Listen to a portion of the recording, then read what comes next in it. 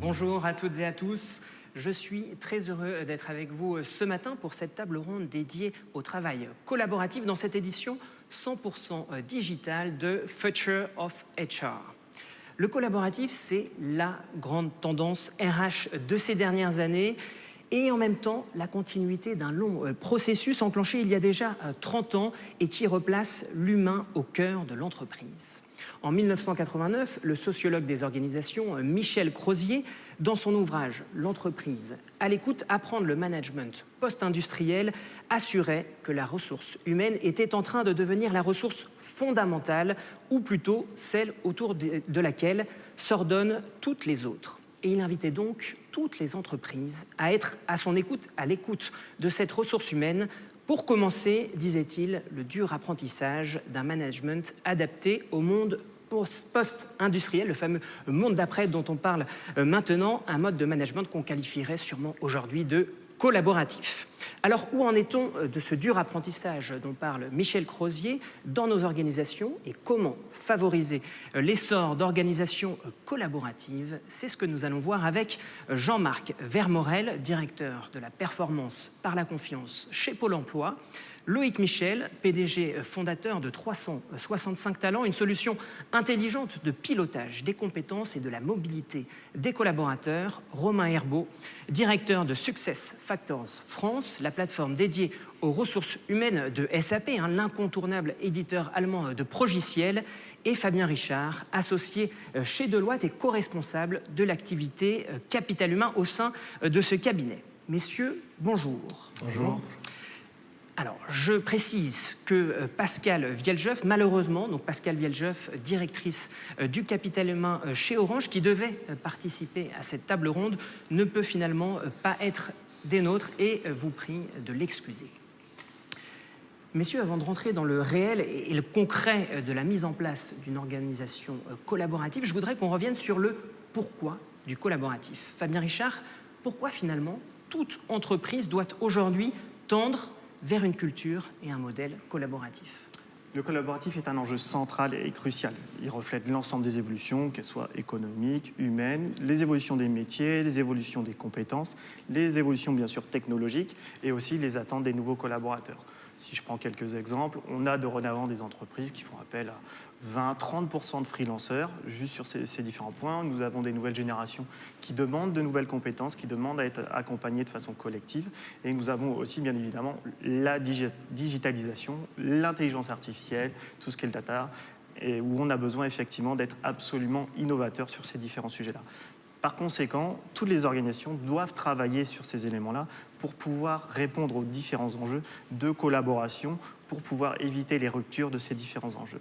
Donc c'est un enjeu majeur sur ces différents points sur lesquels nos clients, l'ensemble de nos clients, essayent de créer des organisations de plus en plus flexibles et adaptables pour répondre à ces enjeux d'évolution hyper rapides sans neutraliser la collaboration qui est un enjeu majeur. Alors Jean-Marc Vermorel, vous, chez Pôle emploi, il y a maintenant près de 4 ans, vous avez fait le pari de la performance par la confiance, c'est-à-dire que vous estimez que plus de collaboratifs, finalement, génèrent plus d'efficacité et plus de force à votre service public? Oui, c'est effectivement une démarche un petit peu singulière dans un service public, mais c'est Jean Basser, notre directeur général, qui, après avoir conduit sur 2 mandats des transformations importantes pour améliorer la performance de Pôle emploi, s'est dit l'étape suivante, elle ne pourra se faire que par une implication accrue de chacun des agents de Pôle emploi. Et c'est pour ça qu'on a lancé justement cette opération de performance par la confiance. Donc on viendra après sur ce en quoi ça consistait, mais pour ma part, l'objectif, il était justement de mettre les agents en situation d'implication à tous les niveaux. Pour moi, j'étais directeur régional et j'avais 15 ans d'activité opérationnelle après une carrière RH. Et j'avais une très grande frustration. Je me dis, nos institutions ne se donnent pas les moyens de l'implication de ces agents. C'est-à-dire qu'ils créent des tas de procédures dans tous les sens qui invalident finalement leur implication. Et c'est contre ça qu'il faut lutter. Il faut ouvrir et leur donner la possibilité. Donc, notre objectif, développer l'autonomie, la responsabilité, pour améliorer la satisfaction des demandeurs d'emploi et des entreprises. Et alors, est-ce que ça marche? Alors, est-ce que ça marche? Oui, ça marche, même si évidemment c'est un travail à long cours, c'est-à-dire qui se fait bien sûr sur la durée. Moi, je me souviens quand j'étais directeur régional et dans des agences, souvent il y avait des postes qui étaient difficiles à remplir parce qu'ils étaient considérés comme un plus ingrats que d'autres. Eh bien, lorsque l'on donne à un collectif la possibilité... Quel type de tâches, par exemple? Ça peut être des tâches d'accueil, ça peut être des tâches d'accueil téléphonique. Et au fond, si on met en prise les agents avec les utilisateurs pour les entendre sur leurs besoins, sur en quoi est-ce que cette fonction-là, pour eux, elle est essentielle, mais au fond, ils la prennent plus du tout avec la même logique. Et le font de manière beaucoup plus impliquée. Sur des fonctions support, on a vu aussi beaucoup plus d'écoute et d'attente des agents. Elles étaient plus simplement dans la mise en œuvre de procédures qui pouvaient venir d'amont, mais d'être beaucoup plus en amont. Et puis dernièrement, pendant la crise, et là ça a été un effet qui est tout à fait important pour nous, on s'est rendu compte que les agences qui étaient les plus engagées dans des démarches de management par la confiance avaient de meilleurs résultats en performance opérationnelle et en performance sociale pour les agents. Elles avaient été capables de créer des systèmes de communication beaucoup plus agiles, beaucoup plus flexibles et qui permettaient justement un fonctionnement plus harmonieux. La confiance, la collaboration, source de performance, vous nous dites. Fabien Richard, vous nous avez également dit que le collaboratif répondait à une aspiration des collaborateurs. Romain Herbault, vous êtes le directeur de Success Factors France, la plateforme dédiée aux ressources humaines de SAP. Quelles sont finalement les nouvelles aspirations des collaborateurs? Comment vous ressentez les choses? Alors, je ne sais pas si c'est nouveau, mais enfin, ce qui est très clair, c'est que la quête de sens devient essentielle aujourd'hui. On l'entend, c'est-à-dire qu'elle soit la quête de sens dans le projet de l'entreprise. Les entreprises communiquent de plus en plus sur le sens qu'elles donnent à leur rentabilité, à leur profitabilité, ou la quête de sens sur des projets personnels. On le voit de plus en plus, où les collaborateurs ont besoin d'écoute, ont besoin de pouvoir se réaliser en dehors du monde de l'entreprise. Donc ça, je dirais, c'est ce qui ressort beaucoup et qui est au cœur de toutes les préoccupations RH. En parallèle, ce qui est intéressant, je rebondis sur ce que vous venez de dire, le climat de ces derniers mois a prouvé que, en fait, en donnant confiance, on n'a pas eu le choix, on a dû faire confiance du jour au lendemain à nos collaborateurs et la productivité a explosé. Alors, elle a explosé pour deux raisons. On était chez soi, on n'avait que ça à faire. Donc, finalement, les gens ont beaucoup plus travaillé. Néanmoins, ça a créé, en fait, de manière quasiment innée, un lien de confiance pour des entreprises qui ne faisaient pas confiance avant à leurs collaborateurs. Et je pense que les entreprises qui ne vont pas être capables de prendre ce lien, de maintenir ce lien, ne vont pas y arriver. Enfin, vont se retrouver face à des challenges très importants. Alors, vous dites, petit aparté, du coup, sur le télétravail, que le télétravail, finalement, est facteur de performance. Pour vous, c'est quelque chose un lien direct? Je fais une dichotomie entre le travail à distance et le télétravail. Pour moi, c'est deux choses assez différentes. Néanmoins, c'est ce lien de confiance qui a été créé. Je pense que si on peut ressortir... On est obligé de faire confiance lorsqu'on travaille à distance. Si on peut ressortir du positif de ce confinement, ça a décuplé le lien de confiance entre l'entreprise et l'employé. Et là-dessus, il faut capitaliser là-dessus. On reviendra un peu plus tard sur cette notion. Loïc Michel, vous êtes le fondateur de 365 Talents, une solution intelligente de pilotage des compétences et de la mobilité. Et pour vous, travailler en mode collaboratif, c'est finalement fondamental aussi pour répondre aux mutations de l'économie. Tout à fait, on l'a vu et tout récemment encore, notamment dans la crise qu'on a traversée et qu'on continue de traverser. Mais nous, on a constaté le grand besoin d'agilité de toutes les organisations, et on vient de l'évoquer à l'instant. Et ce grand besoin, il s'est traduit par des réorganisations très rapides du fait de la collaboration qui a été un peu exacerbée. Et les entreprises qui ne collaboraient pas en interne n'ont pas réussi à faire ces changements.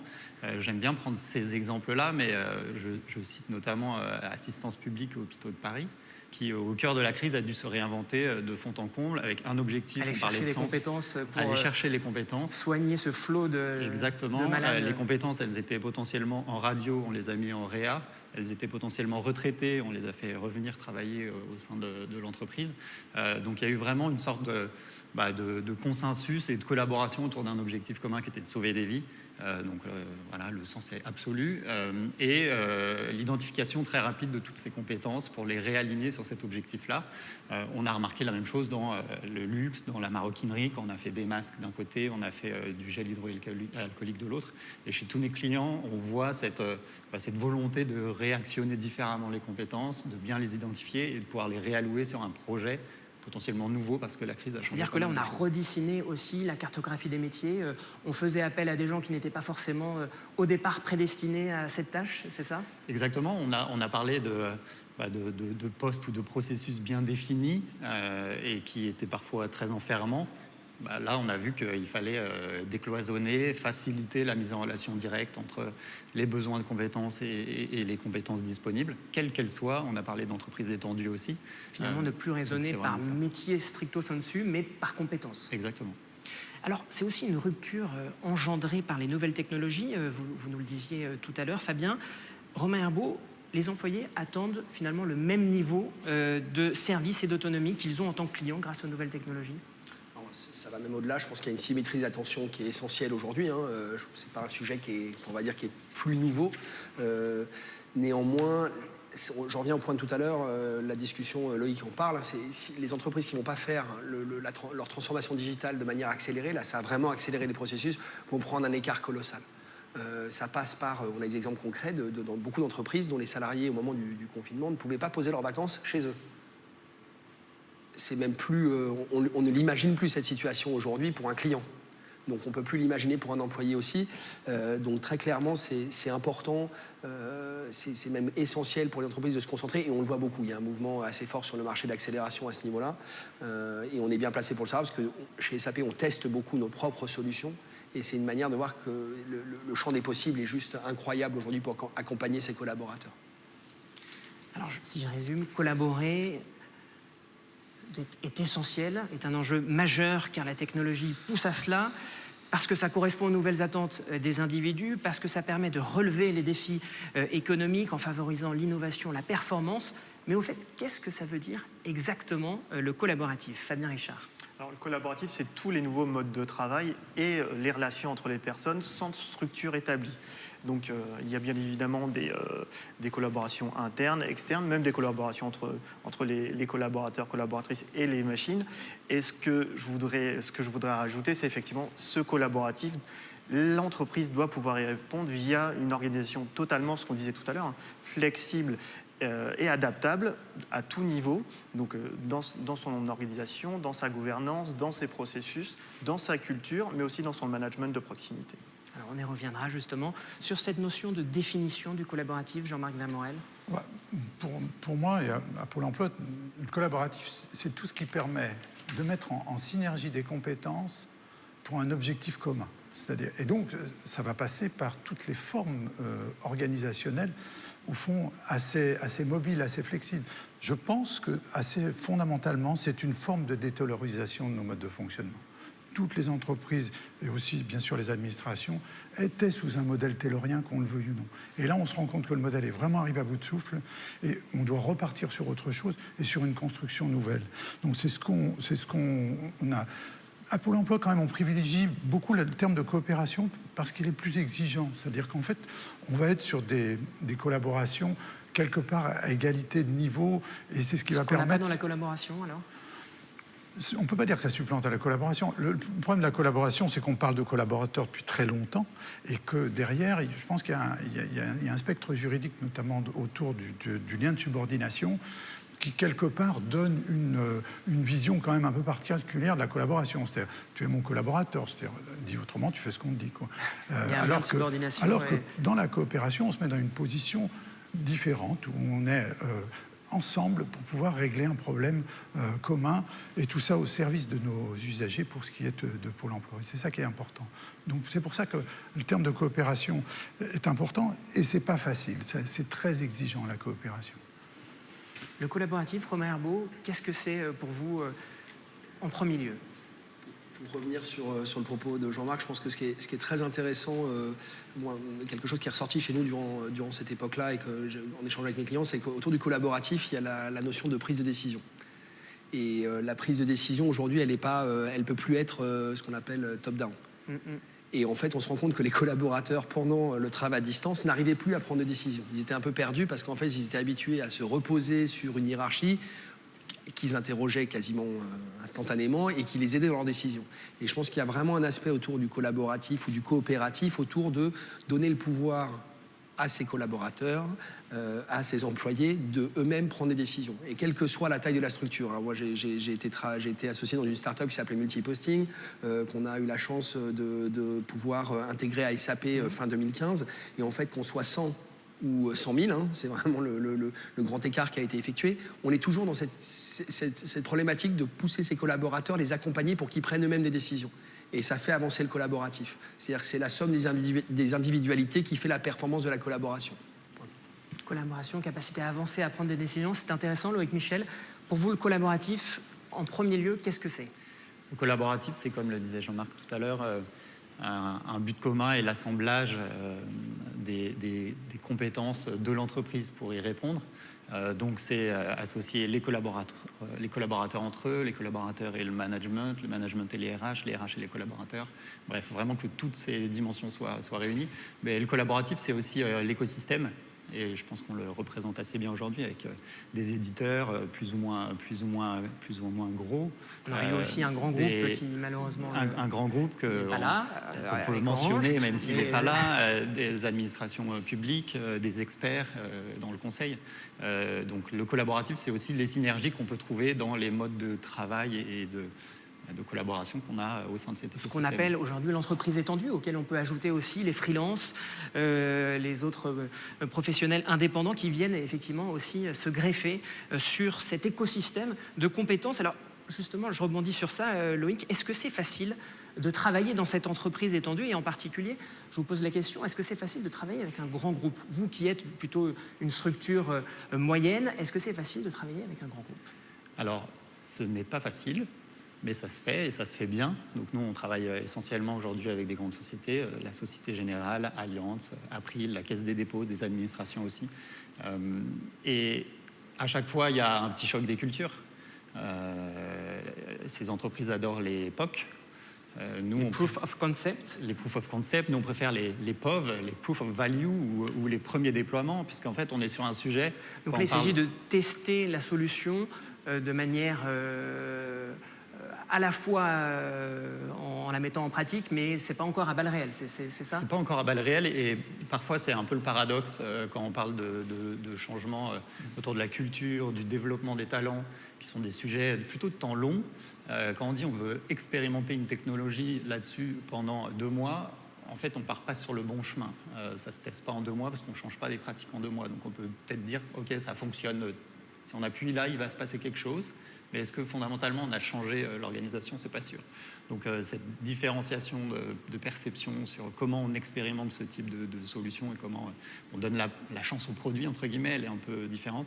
On est dans une approche temps long dans les grands comptes, avec une perception des enjeux qui est différente des nôtres, une gestion du risque qui est différente. Donc il faut qu'on arrive à se comprendre. Et fondamentalement, nous... dans les entreprises de technologie, on a envie de changer, et on le fait avec nos solutions, on a envie de changer les façons de travailler, ou en tout cas d'outiller au mieux les nouvelles façons de travailler. Ce qu'on ne peut pas faire avec nos petites épaules, c'est changer les façons qu'ont les grands groupes d'acheter, de négocier, de gérer la relation avec un éditeur. Donc là, nous, on rentre dans le moule et on apprend à le faire en marchant. Alors, je ne pense pas trahir les propos de Pascale Vieljeuf, donc la directrice du capital humain d'Orange. Je l'avais eu évidemment au téléphone pour préparer cette table ronde. Donc, peut-être apporter aussi un élément de réponse du côté d'Orange sur ce point, voilà, pour vous dire que les choses bougent aussi dans ces organisations, qu'ils ont bien conscience qu'il faut bouger les choses. Sur cet aspect des POC, justement, des Proof of Concept, eh bien, Pascal me disait que justement son combat à elle, c'est d'éviter le cumul des POC, parce que vous faites un POC avec telle filiale et l'autre va vous demander aussi de faire un POC, donc ça, il faut absolument lutter contre cela.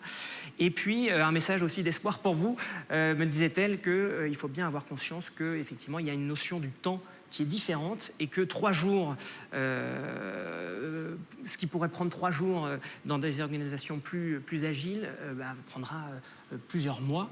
Mais il ne faut pas perdre courage. Ça ne veut pas dire que du coup la solution ne va pas être au final acceptée. Voilà un petit message que je me fais un peu le porte-voix de Pascale Vieljeuf. Alors Romain, vous avez connu, vous nous l'avez rappelé tout à l'heure, 2 types d'organisations, justement, la start-up avec Multiposting, et qui a donc été rachetée par SAP, et vous avez intégré du coup ce grand groupe. Est-ce que ça a été facile de s'intégrer justement? C'est une bonne question. Si on revient sur, je pense que Pour dire assez simplement, quand suite au rachat, il y a beaucoup de gens qui me disaient tu vas pas tenir 6 mois. Donc c'était assez intéressant de se poser cette question et je pense que c'était vraiment autour de cette notion de collaboration. C'est-à-dire quand on arrive dans une start-up, on pense qu'on est agile. En fait, ce qu'on arrive très facilement à faire, c'est dire on part à droite, on part à gauche. Et il y a vraiment cette notion, en fait, pourquoi est-ce qu'on propose tout le temps du test and learn à nos clients? C'est parce qu'on se l'applique à soi-même. Dans les grands groupes, c'est plus compliqué. C'est-à-dire quand, à force de faire du test and learn, on peut imaginer quand ça remonte tout en haut, c'est un problème de stratégie. Donc il faut faire un petit peu plus attention. C'est aussi pour ça que les grands groupes prennent un peu plus de temps. C'est parce qu'en fait, c'est juste que la lecture peut être compliquée pour les employés quand on part à droite, à gauche. Donc il faut faire un peu plus attention dans ces choix. Néanmoins, on sent vraiment quand même une volonté. Après, c'est important que la technologie puisse suivre. Donc c'est aussi quelque chose qui est en train de se transformer, notamment dans les RH. C'est cette capacité à accompagner les DRH sur cette politique de test and learn. C'est pas obligatoirement faire du POC, mais c'est je mets en œuvre, je regarde et j'ai la capacité de savoir si ça fonctionne. Le vrai souci, c'est ça, c'est quand je mets plein de choses en place dans mes filiales, quand je suis à la tête d'un groupe comme Orange, je ne sais pas, quand je suis DRH, je ne sais pas savoir ce qui marche ou ce qui ne marche pas. Donc l'enjeu, il est vraiment là. C'est aussi qu'on accompagne les éditeurs, qu'ils soient moyens, petits, grands, nos clients, et c'est pour ça qu'on fait des partenariats, notamment avec Loïc, sur cette capacité à pouvoir informer la direction de ce qui fonctionne et de ce qui ne fonctionne pas. Donc c'est une forme de collaboration. Alors vous travaillez ensemble, du coup, si je comprends bien, ou comment ça se passe aussi, du coup, entre éditeurs? Vous faites partie de cet écosystème, collaborer entre... vous êtes à la fois concurrents et collaborateurs, c'est la coopétition. Non, je pense qu'on n'a pas le monopole de l'innovation. Ça fait bien longtemps qu'on n'a plus le monopole de l'innovation. Je pense qu'il y avait cette vision, ce qui était assez vrai, parce que vous n'aviez pas une multitude d'éditeurs il y a quelques années. Aujourd'hui, notre travail consiste à mettre en place un socle et permettre aux entreprises de tester ce qui correspond à leur culture. Et ça, c'est pas le monopole des grands groupes. Loïc ? Et du coup, nous, effectivement, nouvel entrant, eh bien, on est obligé d'intégrer dans notre roadmap un chantier écosystème, intégration. Et ce chantier, il vise notamment à être de plus en plus compatible d'un point de vue commercial, message, marketing, mais aussi d'un point de vue technologique avec les éditeurs comme SAP SuccessFactors. Alors, comment finalement disséminer une culture collaborative au sein d'une organisation, et en particulier lorsque ces organisations sont très hiérarchiques, très silotées? Jean-Marc Vermorel, je me retourne vers vous. Quelle méthode finalement avez-vous mis en place pour insuffler un vent de changement chez Pôle emploi? Ouais, c'est une question importante parce que Pôle emploi, c'est 53 000 agents et ce que notre ambition, finalement, on peut le dire après coup, en tout cas à cette étape de la transformation, sur le fond, c'est une transformation culturelle. C'est passer d'une culture de la prescription du contrôle à celle de l'initiative et de la responsabilité. Et ça veut dire que l'ensemble de l'écosystème doit se transformer. C'est-à-dire on ne peut pas imaginer que ce que certains auraient bien voulu, que dans les agences, effectivement, ça fonctionne comme ça, pourquoi pas, si ça produit des résultats, allons-y, mais que l'ensemble du système lui-même reste comme avant, puisque chacun avait sa place établie, puis c'était bien comme ça. Donc, ça, c'est pas possible. Il faut que toute l'organisation change. C'est absolument pas possible. Donc, en fait, on n'a pas trouvé, pour nous, la solution qui a émergé naturellement à l'époque, ça a été celle d'une première étape d'expérimentation. Mais les caractéristiques de cette expérimentation, ça a été un appel d'offres national sur le thème « Qui veut le faire ?» Et donc, au sein de vos agences, au sein de nos agences, donc sur 60 agences qui se sont portées candidats, 21 ont été sélectionnées en fonction de la qualité de leur projet, de l'enthousiasme qu'elles y mettaient. Et puis ensuite... Donc on était déjà dans une démarche collaborative. C'était déjà une démarche collaborative, y compris d'ailleurs dans le choix, puisqu'elles ont elles-mêmes... pour l'anecdote, c'était donc dans un amphi où 3 personnes de chaque agence venaient présenter leur projet. Et ensuite participer au vote des projets qu'il fallait retenir. Donc c'était déjà collaboratif par essence, puisque dans ce processus de sélection. Et puis ensuite, chaque agence avait carte blanche pour développer les modes de fonctionnement qui lui semblaient les plus adaptés à son fonctionnement, avec les mêmes KPI que les autres, c'est-à-dire tout ce qui était satisfaction des demandeurs d'emploi des entreprises et tout le placement qui est le métier de Pôle emploi. Et ensuite, une fois qu'on les a laissés faire pendant 1 an et demi, et puis on est allé en immersion et on a une sorte de POC finalement. à l'échelle. C'est un grand problème. Je ne suis pas sûr d'ailleurs qu'on puisse, au fond, dans toutes ces démarches, tirer des conclusions définitives sur l'ensemble des systèmes. Je pense que, quoi qu'il arrive, l'expérimentation, en tout cas, fonctionne et le test and learn, finalement, pour nous, est un élément qui est tout à fait important. Ce qu'on a essayé, c'est que, donc, par les agents, et ça, c'est très important. C'est-à-dire que généralement, on a tout un système de niveau hiérarchique où chacun a son point de vue dessus. Non, l'agent, celui qui vit l'affaire, a fait émerger, et on a fait émerger 10 principes qui, pour nous, sont fondateurs, qui sont la vision partagée. Oui, pour atteindre un objectif, il faut que chacun ait une vision très claire de ce qu'il y a à faire et de sa collaboration à l'intérieur. La notion d'intelligence collective, on voit ce que c'est, il faut la développer. Ça sort justement généralement de ce que chacun y voit. Il faut aller au-delà de ses limites en la matière. Être centré usager et performance, c'est un élément qui est fondateur. Donc comment on s'en donne les moyens? La question de la subsidiarité, vous l'évoquiez tout à l'heure, et c'est quelque chose d'important, mais il ne faut pas en parler, il faut le faire. C'est-à-dire que chacun ait vraiment la possibilité de signer à un moment donné des contrats, de signer des réceptions, bref, une vraie subsidiarité. Un autre point qui est très complexe, et je pense qu'il va être... c'est la question de gouvernance partagée. Comment est-ce qu'on fait qu'à un moment donné, pour qu'un collectif puisse collectivement prendre une décision qui va elle-même, où chacun va porter, puisqu'il était lui-même à l'intérieur de ce collectif. Il ne s'agit pas de toutes les décisions, mais en tout cas, toutes les décisions qui vont concerner ce collectif, eh bien qu'à un moment donné, il y ait cet espace de gouvernance partagée. La responsabilité, l'engagement, évidemment que ça en fait partie. L'inspiration, c'est-à-dire qu'on n'est plus dans un système où on va mettre en place une action parce qu'elle a été définie par une note, mais beaucoup plus par des systèmes d'inspiration de ce qui marche, de ce qui, y compris à l'extérieur de Pôle emploi, parce que pour une boîte de 53 000 agents, quelque chose de compliqué, c'est-à-dire s'inspirer d'autres lieux où on pratique de la même manière.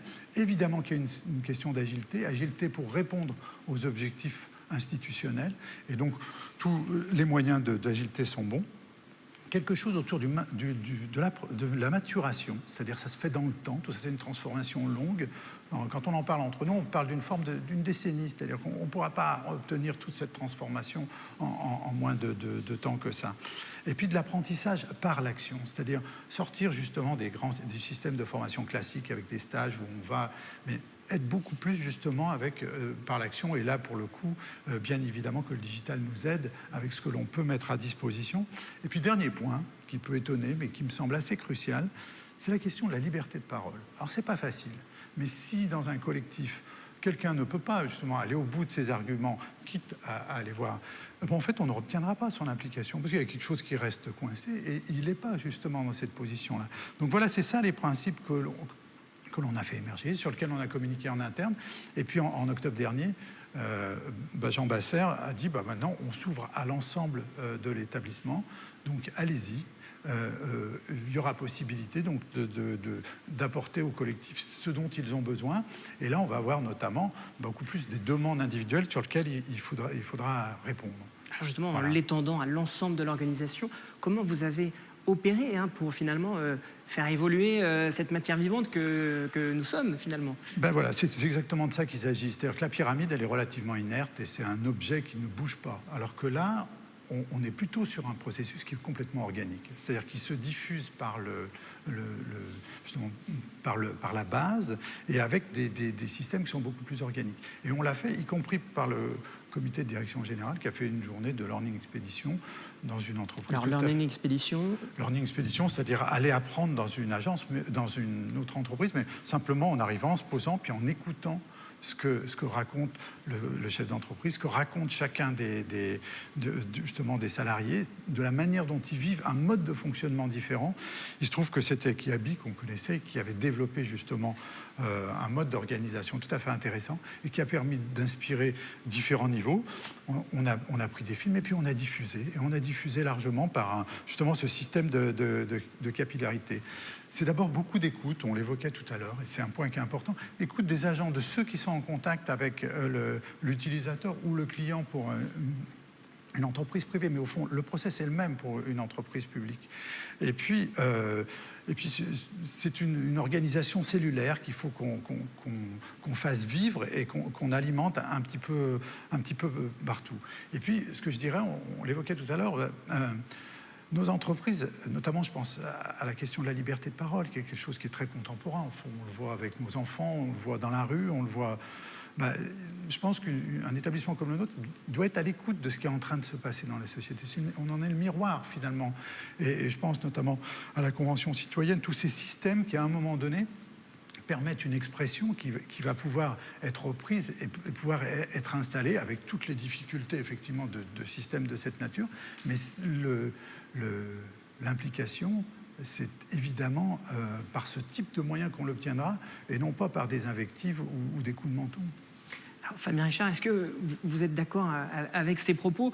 Si je résume, et peut-être je caricaturerai un peu, mais est-ce qu'il faut détruire cette pyramide, justement, qui est une construction des organisations et aller vers un modèle cellulaire, finalement, où la responsabilité est portée collectivement et non plus de façon centralisée auprès... Clairement, Jean-Marc a totalement raison. Je pense que les silos sont un frein à tout. Ils sont un frein à l'efficacité, à la culture d'entreprise, à la confiance, à un leadership résilient et également totalement contre nature par rapport à ce qu'on voit. Les cycles technologiques, économiques sont de plus en plus rapides. Il faut savoir y répondre rapidement. Chez Deloitte, Capital Humain, on a mené une étude où on s'est rendu compte que pendant la crise, plus de 65% des sociétés ont modifié leur processus de pilotage opérationnel et plus de la moitié vont pousser encore plus loin ce changement-là. Et celles qui n'ont pas réussi à le faire, c'est parce qu'elles se sont senties trop rigides, pas assez flexibles, pas assez fongibles. Donc pour nous, c'est vraiment un enjeu majeur. Et voilà, ce sont absolument définir des périmètres, c'est totalement obsolète. Ça ne correspond plus du tout à une valeur, à la réalité de ce qu'on peut avoir. Il faut des structures, comme on disait depuis le début, des structures plus ouvertes, parce que ça correspond totalement à la réalité. Et ça doit aller dans l'ensemble de la culture de l'entreprise. Par exemple, chez Deloitte, on travaille à ce que le collaborateur ait ce sens de la collaboration dans son entreprise, à travers des objectifs collectifs et pas que individuels, pour qu'ils puissent sentir le sens de la culture. Après, ça prend du temps. Comme disait Jean-Marc, une culture, il faut ça soit top-down. Tout le monde doit se l'approprier. Donc voilà, et ça doit s'appliquer au quotidien et dans l'ensemble de la société. Romain Herbault, le pouvoir de décision doit effectivement être décentralisé. Comment ça se passe, vous, en interne, dans votre équipe, par exemple? Alors, déjà, ce qui est intéressant, je reviens sur le point de Jean-Marc, il y a une vraie notion de temps. C'est-à-dire qu'aujourd'hui, il ne faut pas se précipiter non plus. Il s'est passé des changements, mais une transformation de la culture d'entreprise, de la culture du collaboratif. On parlait d'une décennie, je suis quasiment d'accord. Je pense qu'on peut le réduire à 7-8 ans, mais en fait, on est plus proche de la décennie qu'une paire d'années. Et ça, je pense que c'est très important, parce que si on veut aller trop vite, à nouveau, on est dans ce problème de stratégie. On emmène un peu, on va... Voilà, et quand on est effectivement pour l'emploi ou SAP, on ne peut pas se permettre de dire on va changer toutes les... C'est pas possible. Des transformations longues. Voilà, et après, ce que je ressens dans mon expérience personnelle, c'est aussi un énorme changement, et ça peut peut-être vous surprendre. En start-up, en fait, on a un espèce de droit d'aînesse. Quand on fait partie des associés, on dit on va à droite, et puis celui qui n'est pas d'accord, entre guillemets, il est obligé d'être d'accord. Dans un grand groupe, ça ne marche pas du tout comme ça. Déjà, c'est des organisations matricielles. On a plus de 80% de son équipe qui ne vous reporte pas directement. Donc on est obligé de les emmener. Et ça, le driver, je dirais, principal, qui ressort, et on va revenir, je pense, plus en détail derrière dessus, mais c'est l'engagement. Cette notion d'engagement, en fait, ça transpire un peu dans tout ce qu'on se dit, c'est l'engagement du collaborateur. Qu'est-ce qui fait que le matin, il se réveille, il va travailler et il est engagé? Et en fait, on ne peut plus subir. Enfin, cette notion de subir son travail n'existe plus. Et ce qui arrive, et moi je le vois au quotidien, je travaille avec des gens, j'ai 5 générations dans mes équipes. Donc chacun n'a pas obligatoirement les mêmes objectifs. C'est même impressionnant de voir cette différence de raison d'aller travailler le matin. Par contre, l'engagement, c'est la clé, entre guillemets, dans mon travail au quotidien. Et alors, on parlait des différents startups grands groupes. C'est notoire. C'est vraiment très important. C'est l'envie, en fait. L'engagement et l'envie, quelque chose qu'on ressent énormément aujourd'hui. Alors, comment on crée l'envie, justement, l'engagement, l'implication? C'est ça que je voudrais vous interroger, chacun d'entre vous, sur cette question de façon très concrète. Mais avant cela, Loïc Michel, sur cette notion d'organisation cellulaire, justement, ou quelque part un peu aplatie, est-ce que ça veut dire que c'est la fin du manager? Justement, je pense que c'est peut-être un contrepoint, et ça vient de la start-up. Alors, c'est peut-être un peu paradoxal, mais fondamentalement, je pense que le rôle du manager ou du leader ou du coach, alors les appellations sont diverses et variées, mais il est quand même essentiel. parce que moi je trouve que collaborer sans direction ou sans leadership, c'est quand même difficile. Voilà, moi c'est mon sentiment. Il faut aider à la collaboration, et pour ça il y a potentiellement des profils, des talents qui sont plus à même d'avoir ce rôle-là. Il peut être réparti, mais il faut quand même le travailler, et nous on le voit dans nos équipes, on est 40. La collaboration, c'est notre quotidien. Quand on a dû passer en mode notamment télétravail, travail à distance, ça a donné du fil à retordre à tous ces managers, leaders. Alors nous, on les appelle les head-off. Mais ils ont dû réinventer leur rôle et imaginer comment continuer à faire travailler ensemble, à collaborer avec des équipes qui sont un peu disséminées. Donc c'est clé pour nous. Alors c'est important ce que dit Loïc. Messieurs, je vous fais rebondir là-dessus. Collaboration ne veut pas dire absence de leadership. Je ne sais pas qui veut du coup rebondir là-dessus. Non, on s'en fout. Je pense qu'au contraire, on aura besoin de plus de management. On s'en rend compte d'ailleurs avec le télétravail, c'est-à-dire que ceux qui manageaient par le visuel, c'est-à-dire parce qu'ils voyaient le collaborateur, évidemment qu'ils sont perdus. Mais c'était obsolète comme mode de management, parce que c'est pas d'être présent qui va faire de la production, c'est d'être impliqué et d'être dans un projet, d'en partager tous les sens. Moi, ce qui me semble important sur ces conditions, il y en a une qui me semble fondamentale. Alors, les conditions pour impliquer justement c'est celle de la sincérité. C'est-à-dire, la démarche, elle doit être sincère. Si c'est du cosmétique, tout le monde le ressent et ça n'a plus du tout d'effet. Et pour ça, ça veut dire qu'il y a des conditions qui sont importantes. Je pense à la transparence de l'information. Quand on regarde dans l'absolu, il y a très peu d'informations qui ne peuvent pas être mises en transparence, notamment dans une agence. Et du coup, cette transparence de l'information, c'est une condition. Je pense aussi à la déhiérarchisation de la relation, c'est-à-dire d'avoir des relations qui sont essentiellement basées sur des niveaux hiérarchiques. Ça tue la coopération, puisque ça empêche effectivement d'être dans une forme d'égalité où on peut apporter son savoir, où on peut justement le mettre à convivialité. Et puis il y a quelque chose autour quand même d'une forme de convivialité.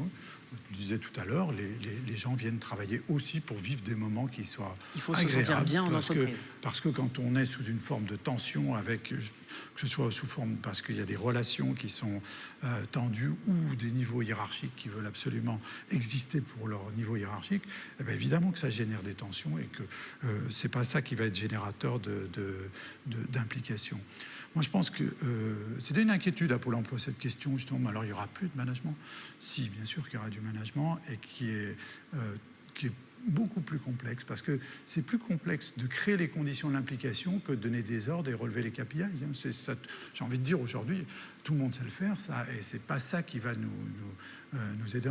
Et le courage managérial, aujourd'hui, on cause beaucoup de cette notion-là. Le courage managérial, c'est de donner la possibilité de l'implication. Et ça, c'est un vrai courage. C'est beaucoup plus courageux que d'être en mesure, justement, à un moment donné, de faire des remontrances ou je ne sais quel acte qui était identifié dans les référentiels management auparavant.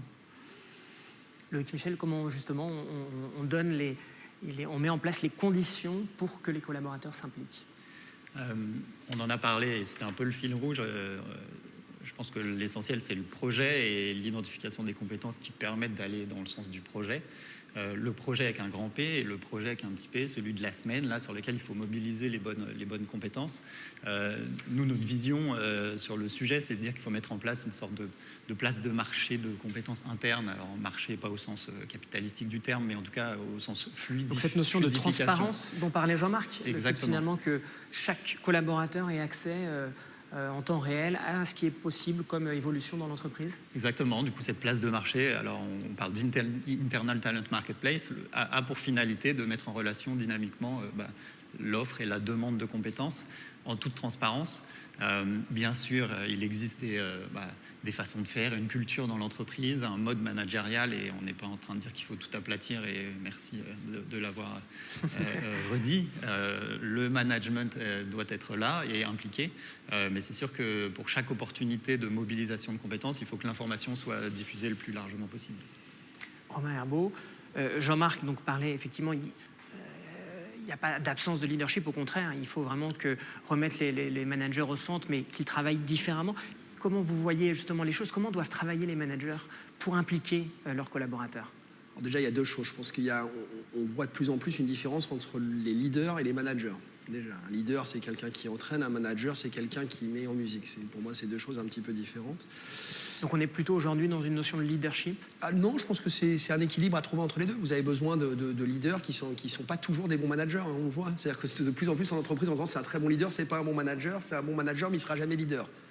Et après, il ne faut pas se mettre des barrières, ça peut évoluer, mais c'est quelque chose qu'on entend de plus en plus. Moi, je voudrais revenir sur une notion aussi dont on parle. Moi, je l'ai assumée il y a quelques mois parce que ça m'a vraiment marqué dans les grands groupes. Et on voit que c'est une valeur, en tout cas, SAP, qu'on met de plus en plus en avant. Et c'est très surprenant hein, parce que c'est un changement managérial fort et de leadership fort. C'est toute la notion de... Alors certains vont le trouver naïf, mais c'est une réalité. On est 100 000 personnes, on met en avant la valeur principale cette année, c'est la gentillesse et la bienveillance. Combien de temps en entreprise qu'on n'a pas entendu ces mots-là? Non, mais c'est une réalité. Alors, ça peut faire naïf, je peux vous dire que c'est un des plus gros drivers aujourd'hui qui est complètement antinomique des méthodes de management d'il y a quelques années, où on en parlait, c'était directionnel, directif, etc. On arrive de plus en plus dans ce type de notion. On croise des gens qui disent j'en peux plus de la pression de management. C'est très différent de j'ai un management qui m'accompagne au quotidien, qui me comprend, qui est vraiment sympa. Et c'est ce que vous disiez, hein, pas de faux semblants. Hein, sympa, ça doit être authentique. Hein, sinon, alors, si c'est juste des valeurs, les gens s'en vont en 2 minutes. Et alors, ça peut être quoi comme exemple justement concret comment cette notion de bienveillance peut se concrétiser dans le quotidien du travail et de l'entreprise? C'est comprendre quand on comprend la quête de sens de son collaborateur, de son employé, quand on comprend le sens pour lequel il vient et qu'on est capable de l'accompagner dans cette quête de sens, qu'elle soit différente de celle de l'entreprise, si c'est un projet personnel, qu'elle soit alignée avec certaines valeurs de l'entreprise, si on est capable de comprendre et d'aligner, je dirais, ses objectifs en tant que manager, ses objectifs en tant que leader sur l'objectif individuel de la personne, on rentre dans des notions de bienveillance, très clairement, puisqu'en fait, on part du problème de l'individu plutôt que du problème de la structure. Donc, on inverse un petit peu. Donc, on va revenir dessus, mais il y a vraiment un changement. Et ce qu'on voit très fortement, c'est que, ce qu'on dit, on voit partout apparaître cette notion de X, d'expérience. On entend partout, là, on change tout, Human Capital Management par Human Experience Management, etc., etc. Ce qui est intéressant, c'est qu'en fait, qu'est-ce que ça veut dire? On passe du top-down, comme on dit en anglais, au bottom-up. C'est-à-dire qu'on va aller beaucoup plus écouter ses salariés et on va essayer de l'individualiser de plus en plus. Alors, Romain, du coup, vous m'aviez parlé au téléphone justement d'un exemple que je crois que c'était lorsque vous étiez encore chez Multiposting, de commerciaux que vous aviez finalement aider à pouvoir acquérir un bien immobilier, si je caricature un peu, en facilitant l'obtention d'un bonus de façon prématurée pour pouvoir justement avoir un apport plus important, c'est ça? C'est un exemple, c'est-à-dire on est à l'écoute et c'est quelque chose qu'on n'est pas prêt à faire encore dans les grands groupes, mais effectivement on a testé, c'était même pas l'avance sur variable, c'est je te garantis 50% de ton variable parce que ça va te permettre de te réaliser personnellement. C'est quelque chose qu'on ne voit pas encore en grand groupe, mais ça pourrait arriver. On s'est rendu compte que c'était les collaborateurs qui performaient le plus. Et on revenait sur ce lien de confiance parce qu'on disait je te fais confiance, je sais que tu es un bon. Et en fait, c'est ça qui va faire qu'il va se donner encore plus. Parce qu'il y a ce sentiment d'être redevable vis-à-vis de son employeur.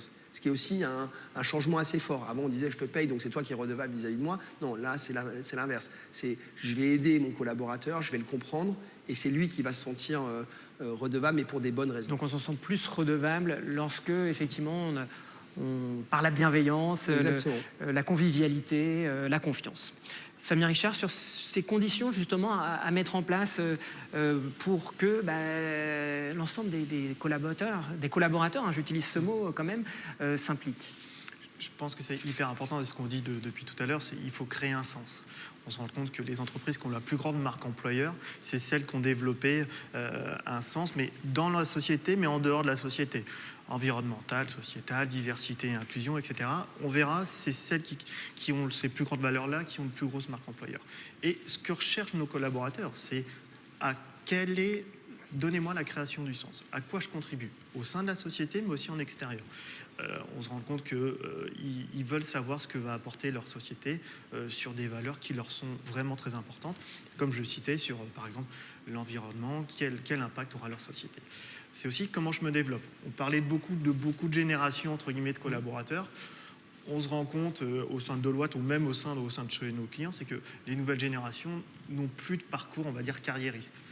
Ils ne recherchent plus forcément d'argent, être manager, c'est pas du tout leur intérêt. Ils cherchent cet épanouissement. Et cet épanouissement qui peut être personnel, comme vous disiez, ou qui peut être aussi professionnel, un parcours de carrière, les accompagner tout au long de leur carrière sur des postes différents tous les ans. Ils veulent s'épanouir, ils veulent apprendre et faire des choses très différentes. On le voit, on avait mené une étude où on se rendait compte que les nouvelles générations, je ne sais pas si ça va changer avec la crise ou pas, mais les nouvelles générations demandaient parfois à travailler seulement 80% et garder 20% pour un projet personnel, pour un projet pour une start-up, avec des amis de promotion, etc. On est venu sur un mode d'épanouissement qui fait vraiment la différence. Et forcément, comme disait Jean-Marc, le plaisir de travailler ensemble. Je pense que c'est quelque chose de hyper important. Ils veulent venir au travail pour être épanouis. Donc la notion pour nous d'avoir confiance, c'est un prérequis à la Sur ce plaisir, Romain, je me souviens que vous m'avez dit, si aujourd'hui un collaborateur n'aime pas son manager, il s'en va. Non, mais effectivement, alors c'est mal dit, mais en fait, on se rend compte sur la manière de. Je viens d'un monde plutôt de la recherche d'emploi. Il y a quelques années, c'était l'entreprise qui cherchait son collaborateur. Aujourd'hui, avec les réseaux sociaux, notamment, pour ne pas les citer, des LinkedIn et autres réseaux sociaux professionnels, maintenant, les collaborateurs vont chercher leur futur employeur. Ça se voit. Et en fait, quand on dit aujourd'hui j'ai suivi mon manager, mais on l'a suivi principalement parce qu'on a des valeurs communes, parce qu'on voilà, et on le voit de plus en plus. Regardez, alors on est dans le secteur des technologies, mais je pense qu'on le voit dans beaucoup d'autres secteurs, dans les ressources humaines aussi. C'est des équipes qui bougent. On part avec quelqu'un. C'est très différent du rapport à l'emploi qu'on avait il y a quelques années aussi. Et alors, il faut quand même y venir. Hein. On est dans cet événement Future of HR. Quel est le rôle des RH dans une organisation collaborative, Jean-Marc Vermorel. Ce qu'on évoquait finalement, ça me fait penser qu'au fond, la motivation qui aujourd'hui, on avait beaucoup pensé à l'effet de la rémunération sur la motivation. On se rend bien compte évidemment que c'est important, mais que fondamentalement, c'est pas ça qui fait la différence. C'est-à-dire que la motivation, elle va être beaucoup plus intrinsèque. Elle va être, est-ce que ce que je suis en train de faire, ça correspond à ce que je suis, à mes valeurs? Et c'est ça. Alors à Pôle emploi, on a une chance, c'est qu'on a une mission qui est quand même une mission extraordinaire, c'est-à-dire aider les gens à aller. Pour le coup, cette question de la mission, elle est tout à fait importante. Donc les RH, ils vont devoir avoir un rôle très important parce qu'en fait, c'est eux qui vont être principalement acteurs de la transformation du système. C'est-à-dire, je pense, le système justement d'accompagnement du manager, où là, il va falloir sortir des stages de management où on tentait d'expliquer un modèle, un référentiel, bref, pour être beaucoup plus sur de l'expérientiel, du travail justement en co-développement avec de l'encadrement, du retour de l'analyse du retour d'agents, de ce qu'ils vivaient dans des moments d'encadrement. Bref, on est sur du... Donc les RH, ils vont devoir changer, y compris leur mindset sur la formation, sur la manière de s'y prendre, sur l'appui. Je pense qu'aussi, on parlait tout à l'heure beaucoup de la question de ce qui pouvait être délégué. Et on se rend compte qu'aujourd'hui, dans pas mal d'entreprises, les RH, c'est encore une forme de tour d'ivoire qui décide de plein de choses. Et là, la subsidiarité, elle va devoir devenir réelle. Et les décisions, notamment sur des décisions de recrutement, sur des décisions de formation, vont certes être conduites par les RH, mais seront prises par d'autres, parce que ce sera justement le terrain qui va être beaucoup plus opératoire. Et puis, comme je l'évoquais, ce qui me semble quand même l'élément... important, ça va être toute cette partie un petit peu d'acculturation au monde tel qu'il est en train de se faire, où à un moment donné, les RH ont un rôle à jouer. Je pense que ce qui est en train de se passer dans les services, notamment avec l'intelligence artificielle, je pense que le rôle des RH, c'est certainement de commencer à dédramatiser l'objet, c'est-à-dire, mais pas par des campagnes de propagande, ça marche plus, les agents se font plus avoir par ces choses-là, mais par contre, par des témoignages de la réalité de ce que ça peut apporter et en quoi est-ce que cet objet va pouvoir me servir à moi dans mon projet d'agence. C'est-à-dire comment est-ce que ça va être un objet qui va permettre d'avancer collectivement et va nous apporter sans que ça devienne effectivement une forme d'objet qui fait peur à tout le monde. Voilà. Et puis l'autre élément sur lequel on se rend compte qui est tout à fait important, je parlais tout à l'heure de la sincérité, je pense qu'elle est essentielle dans une démarche de cette nature, parce que les agents, les salariés d'une manière générale en ont marre des démarches un petit peu de marketing en la matière. Et du coup, une difficulté pour l'encadrement qui est importante, c'est au fond, comment réussir à mettre en acte ce que je le pense. C'est-à-dire être cohérent entre ce que je dis et ce que je fais. Et là, pour le coup, les RH ont un rôle aussi important en matière de coaching, en matière justement de créer ces espaces où les managers vont pouvoir se ressourcer parce qu'ils en auront besoin, parce que c'est quelque chose de passionnant, c'est quelque chose qui permet justement aussi un épanouissement de l'encadrement, mais qui est beaucoup plus, je l'évoquais tout à l'heure, plus difficile que de donner des ordres et relever les compteurs. C'est quelque chose qui devra permettre une implication personnelle et il faudra que les RH en créent les conditions. Alors, Loïc Michel, est-ce que la technologie, finalement, ne peut pas apporter ce dont parle Jean-Marc, finalement, et est-ce qu'on peut finalement être tout à fait autonome grâce à la technologie? Est-ce que les RH ne sont pas mis sur la touche, finalement? Mais effectivement, la technologie, et notamment appliquée au domaine RH, rabat les cartes. Les RH se retrouvent aujourd'hui, les équipes RH, là où le DRH se retrouve avec des outils et des informations qu'ils arrivent à exploiter alors qu'avant ils ne pouvaient pas le faire. Et ces informations, elles peuvent être dans des outils très processés et sur lesquels on a capitalisé tout un historique, mais aussi dans d'autres outils utilisés au quotidien sur lesquels il y a des interactions, de la collaboration des projets.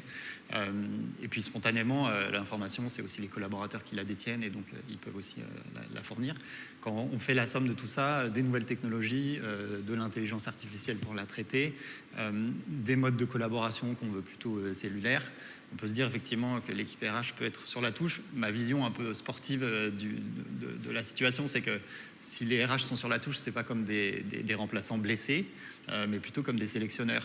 Du coup, debout sur le terrain, au bord de la ligne, en train d'optimiser le positionnement des talents, de sélectionner les bonnes ressources et de les mobiliser, d'adapter aussi tout le collectif à ce qui se passe en face. Et je trouve que c'est super enthousiasmant pour une équipe RH d'avoir ce rôle-là. Je vais filer la métaphore. Romain Herbault, le RH devient finalement effectivement un sélectionneur, un coach, un entraîneur. Je pense que c'est vraiment une très bonne analogie, c'est clair. Je pense que ça fait quelques années qu'on a vu certains éditeurs vouloir dire que la techno allait transformer l'entreprise. Donc pour rebondir à ce que disait Loïc, c'est absolument faux. C'est-à-dire que la techno n'est qu'un support. Les personnes qui vont driver aujourd'hui la transformation, c'est les RH. Alors ça prend du temps. On parlait des DRH aujourd'hui. Il y a plein de RH qui ont envie de garder leur petit rôle administratif, leur petit contact avec leurs personnes. Et c'est eux-mêmes qui n'ont pas envie de changer. C'est comme quand vous dites à une assistante, tu vas plus faire les notes de frais parce que tu as un petit logiciel pour passer tes notes de frais dès que tu sors du restaurant et tu n'as même plus besoin du reçu. Vous trouvez des gens qui sont perdus. Ils disent « Ah, je vais perdre mon boulot ». Le rôle de la RH, c'est d'aider ces gens aussi à se réorienter. On arrive sur la notion des compétences. Mais bien sûr que c'est exactement la fonction que vont jouer les RH aujourd'hui. Et donc, c'est d'accompagner. Après, c'est aussi pour ça que vous avez des entreprises comme Deloitte qui sont spécialisées dans ce qu'on appelle le change management, cette capacité à accompagner, à rassurer. Et ça doit être drivé par les RH. Je vais vous donner un exemple très simple. Chez SAP, un collaborateur n'a plus accès au RH. Donc, d'un côté, il y a la techno qui gère la partie administrative. Et de l'autre côté, le manager qui, lui, est drivé beaucoup par la RH. Je suis en contact quasiment quotidien avec soit ma DRH, soit ma HR business partner sur, effectivement, c'est que du casting. Est-ce que je t'aide à savoir si l'équipe que tu as est la bonne équipe sur le terrain à l'instant T et comment on peut la faire bouger. Mais on est en plein dedans. Et après, pour ça, il faut aider les RH à se délester de toutes les chasses administratives qui n'ont pas de valeur ajoutée. Et les aider veut dire on leur donne la techno, il faut que la techno elle fonctionne, ce qui est aussi un vrai sujet, et il faut qu'on les accompagne à penser comment faire différemment. Et ça, c'est la collaboration qu'on fait au quotidien, notamment avec des sociétés comme Deloitte. Jean-Marc, est-ce que le RH, en vous écoutant, joue aussi ce rôle de facilitateur? Je sais que vous, pour disséminer ce changement chez Pôle emploi, vous avez fait appel à la facilitation, justement, cette démarche le facilitateur qui a pour rôle de articuler les différents visions des individus pour que l'intelligence collective fonctionne. Oui, l'analogie effectivement entre les RH et cette fonction de facilitation me semble effectivement assez intéressante. On a effectivement appuyé nos transformations sur cette fonction de facilitation, c'est-à-dire notamment des groupes, des communautés justement de facilitateurs qui, sur un secteur donné, pouvaient accompagner justement les managers dans la transformation et leur permettre eux-mêmes aussi d'avancer dans leur transformation personnelle. Je pense qu'effectivement, les RH seront dans cette position, progressivement, dans cette position de facilitation, c'est-à-dire de comment non plus effectivement à être dans la mise en œuvre des procédures telles qu'elles avaient été définies au niveau national pour être déclinées dans les moindres recoins de l'établissement, mais beaucoup plus dans comment est-ce que je vais faciliter justement la vie des opérationnels, ce qui se fait déjà, c'est-à-dire quand on est sur une campagne d'avancement, eh bien comment est-ce que moi, RH, je vais lui donner la possibilité qu'il soit lui pleinement dans son rôle, celui de la décision, en lui fournissant de matériaux, en lui faisant des choses le plus simples possible, parce que parfois les RH ont tendance à complexifier des procédures ou des choses comme ça. Bref, cette question de la facilitation, à mon avis, elle est au cœur, c'est-à-dire elle est aussi ce que l'on retrouve finalement dans l'approche avec nos utilisateurs. C'est comment est-ce qu'on facilite la vie d'un demandeur d'emploi pour que lui-même soit dans une position où il va pouvoir rechercher dans les meilleures conditions, parce qu'il aura eu son indemnisation, parce qu'il aura eu suffisamment d'appui pour cette recherche. Et ça, cette symétrie des attentions, puisqu'on l'appelle comme ça, dans toutes les institutions, elle doit finalement se vérifier aux différents niveaux. Donc oui, les RH vers une forme de facilitation, mais j'insiste, cette fonction RH, elle va évidemment perdurer. Je pense qu'elle va s'anoblir, elle va être délestée effectivement d'une part qui sera automatisée, ça je pense qu'on le voit tous les jours. Il y aura effectivement de la donnée qui sera mise à disposition et par la RH, ça évidemment que c'est quelque chose de tout à fait important, et il restera justement ce rôle central d'accompagnement qu'on peut mettre sous l'angle de la facilitation, comment le RH va faciliter finalement le fonctionnement de l'entreprise, ce qui est déjà un peu sa vocation aujourd'hui, mais qui devra certainement aller plus loin. Ouais. Vous êtes tous d'accord avec cela. Et alors, je voudrais qu'on revienne donc dans cette fin de table ronde sur la question du télétravail. Et évidemment, dans ce contexte de crise sanitaire, toutes les organisations ont été contraintes de mettre en place le travail à distance, télétravail, qui peut prendre la forme de télétravail. Est-ce que, pour vous, finalement, c'est l'aboutissement du collaboratif? On parlait de cette notion de vous êtes obligé de faire confiance dans ce cas-là, ou est-ce que ça peut être un frein au collaboratif, ou est-ce que c'est un catalyseur? Est-ce que ça accélère cette démarche collaborative? Romain? On a distingué vraiment 3 types d'entreprises. On a vu des entreprises qui étaient déjà dans ces modes de travail très, très flexibles, où on faisait de la distance, du flex, tous les mots que vous voulez, télétravail, etc. Je dirais là, on est arrivé sur des notions où il a fallu transformer le rôle du management en tant que tel. On a dû apprendre très vite à travailler différemment, parce que là, on ne faisait plus que ça. Donc on revient à ce que j'ai dit Jean-Marc tout à l'heure, le fait de ne pas voir quelqu'un, etc. Donc je crois que le challenge, il a été beaucoup sur les managers et puis sur les collaborateurs qui étaient seuls chez eux. Voilà. Bon, ça, pour moi, ces entreprises-là, ça n'a fait que pousser la réflexion encore plus loin de comment on peut mieux faire. Ensuite, on a les entreprises qui peuvent le faire, mais qui ne le faisaient pas. Le lien de confiance n'est pas là. Voilà. On le voit beaucoup, c'est aussi des questions on le voit beaucoup de génération aux commandes des entreprises, etc. Et puis après, on a les entreprises, les troisièmes, qui de toute façon ont des activités de production qui obligent le fait de la présence, voilà, exactement. Qu'est-ce que ça fait ressortir autour du collaboratif? Très clairement, on peut le voir comme une opportunité, parce que ça permet de faire un virage beaucoup plus rapide. On disait qu'il faut une décennie pour faire une transformation. Là, on a pu on peut se servir de ce qui vient de se passer comme un accélérateur. Mais je pense aussi que c'est une menace très forte. On le voit dans certains secteurs où il y a une grosse concentration d'entreprises diverses. Ceux qui vont être capables d'accélérer beaucoup plus vite que les autres, ça va créer un fossé énorme. On le voit encore aujourd'hui, un collaborateur qui vous dit « Ah ouais, mais moi je suis forcé d'arriver le matin à 8h30, etc. » Je le vois encore, je ne vais pas le mentir, chez Multiposting, j'attendais derrière la porte à 9h, mes collaborateurs. Je les attendais à 9h. Et à 18h30, c'est celui qui voulait partir me posait la question. Il y a des grandes pauses entre-temps. Non, mais c'est fini, cette époque-là est finie, sauf si vous avez des secteurs, je reviens sur où il y a des shifts et des secteurs industriels sur lesquels c'est la planification sous contrainte, ça fait partie de l'essence même de l'entreprise. Mais par contre, pour celles qui ne sont pas obligées de le faire et qui ne vont pas prendre le virage, je pense que la chute peut être très très dure. Ils vont trouver des gens, mais ils n'auront plus les talents qu'ils souhaitent. Donc la guerre des talents est beaucoup basée, je pense, de plus en plus sur cette capacité à accompagner les collaborateurs à nouveau dans cette recherche de sens. Loïc Michel, vous êtes d'accord avec ça? Tout à fait d'accord. Je pense que ce télétravail, ces nouvelles formes de travail sont un vrai challenge pour le collaboratif qu'on a décrit tout le long de la session. Puisque quand on a l'habitude pour certaines organisations de collaborer, quand du jour au lendemain on doit le faire sans se voir, sans du coup appréhender ce qu'on est en train d'accomplir, quand un manager ou une équipe RH doit être capable de recenser les talents des collaborateurs, on ne peut pas se dire du jour au lendemain, maintenant on le fait à distance et on fait comme avant, quoi. Les process qu'on avait peut-être imaginés, si on met un écran Zoom par-dessus, mon feeling c'est qu'ils ne vont pas marcher, donc faut les réinventer. Et donc ça veut dire trouver d'autres façons d'aller chercher de l'information, d'autres façons de s'aligner sur un objectif ou une mission. Et je pense que du coup c'est la collaboration exacerbée qui doit en sortir, quoi. Donc accélérateur de la collaboration, le travail à distance, Jean-Marc?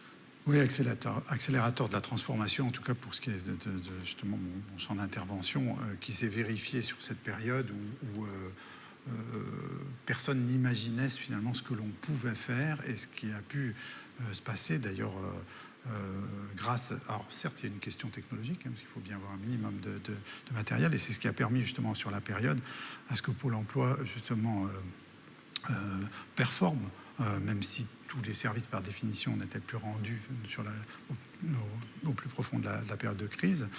Les services essentiels ont été rendus avec un niveau de qualité qui s'est amélioré sur la période, avec justement cette implication qui a été justement mise en œuvre.